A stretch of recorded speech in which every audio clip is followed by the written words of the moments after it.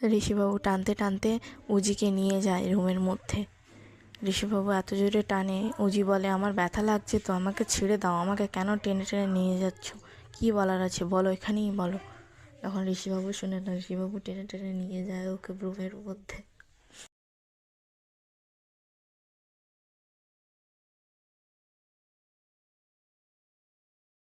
তারপরে ঋষিবাবু রুমের মধ্যে নিয়ে যেয়ে দরজা লক করে দেয়। তারপরে ওকে দেখতে থাকে।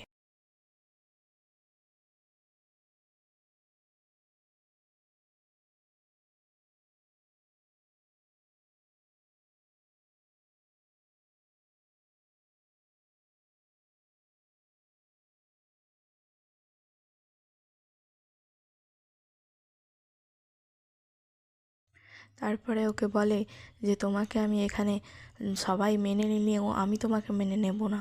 আমি তোমাকে নিয়ে এসেছি, তুমি আমাকে বলেছিলে না যে তুমি আমাকে ভালোবাসো? তুমি আমাকে যদি সত্যিকারের ভালোবাসো তাহলে এখানেই থেকে প্রমাণ করতে হবে তুমি যোগ্য বউ, যোগ্য বাড়ির বউ। আমার বাড়ির সবাইকে তুমি ধোঁকা দিতে চেয়েছো, তুমি কষ্ট দিয়েছো, তুমি এখন সবাইকে প্রমাণ করবে যে তুমি ভালো বউ হিসেবে আছো। তাই জন্য তোমাকে এখানে নিয়ে আসি তোমার পাপের প্রায়শ্চিত্ত করতে।